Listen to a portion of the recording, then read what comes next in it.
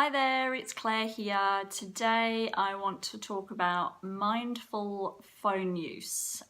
This was inspired after I was on public transport a few days ago and I saw this young guy constantly picking up, putting away his phone, picking it up, putting it away. It was this constant kind of what seemed like a very distracted cycle that he was in, and you know, phones are an essential part of life now, but I think unless we have some clear kind of awareness and boundaries around our phone use, we can easily kind of get sucked into using them constantly and relying on them in an unhealthy way. So it's about kind of healthy phone use, really.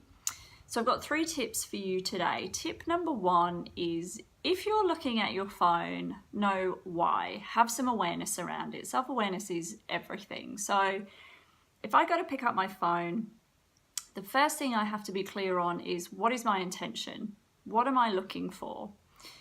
And sometimes we can just pick up our phones and look at them without really being aware of what we're doing. And often that can be around avoiding an uncomfortable situation, an uncomfortable feeling, can be avoiding something generally. So we might just look at it to distract ourselves from something that's kind of going on out here in the real world.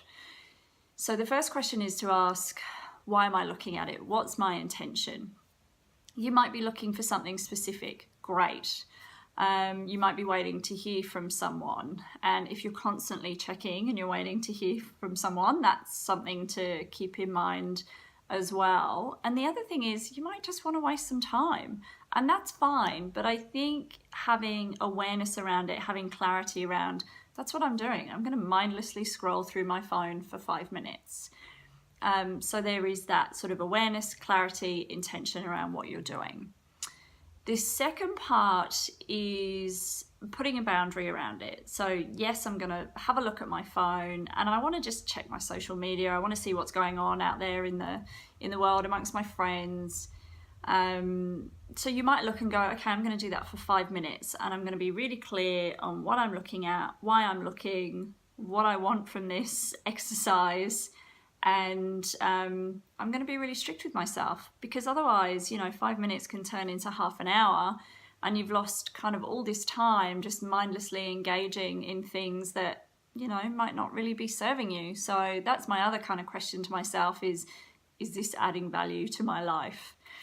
And tip number 3 is putting some limits around it. So I might decide in any one given day, I'm going to look at my phone 3 times today. I'm going to check it unless it rings, you know, but otherwise I'm going to check it in the morning, I'm going to check it at lunch, and I'm going to check it at night. And then I might decide, okay, my phone usually does tend to kind of be put away at 7:30 at night, and I don't look at it anymore, because that's the time when I want my nervous system to be winding down. And I have things like blue light glasses to really help me with some of that kind of light that I find quite strong, and I can feel my nervous system sort of reacting to it. I don't want to wind myself up before I go to bed. So it's good to have those kind of limits around it. And I think there's this expectation, and I was watching the news this morning and some people were talking about, you know, there's this expectation that we always have to be on. And the reality is we don't. You know, we get to decide when we're on, when we're off. And if people want to get hold of us urgently, they'll find a way. So the invitation is to just reconsider that. If you think you have to constantly be available for everyone, you might want to sort of explore that idea. What we try to do in mindfulness is become less reactive and more, well, the way I think of it is more active, more creative. So we're creating our experience rather than constantly being sucked into everyone else's experience.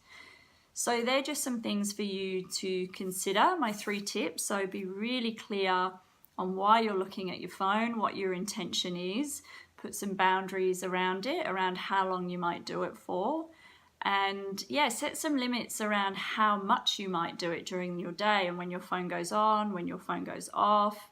I tend to I never use my phone in bed. I keep those two things very, very separate. So you might want to create your own kind of little plan around what works for you with your phone, and check in with yourself. Are you sticking with it, or are you getting kind of sucked back into the vortex? Good luck. Let me know how you get on, and I'll see you back here again soon.